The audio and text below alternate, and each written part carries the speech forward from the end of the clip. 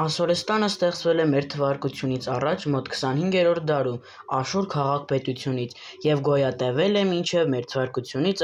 612 թվականը։ Պարթևական և Սասանյան կայսրության ժամանակ Ասորեստանը դարձավ արևելյան եկեղեցու բնօրրանը։ Ասորեստանի մայրաքաղաքներն էին Նինվեն և Աշուրը։ Նրանք խոսում էին աքքադերեն, ասորերեն և այլն, պաշտում էին տարբեր աստվածների։ Ասորեստանն իր ժամանակաշրջանում եղել է հզոր պետություն, զբաղեցնելով միջագետքի մեծ մասը, որը ներառում էր իր մեջ Շումերը, Աքքադը և Բաբելոնը։ Ասորեստանը զարգացել էր իր ծաղկման դարաշրջանում։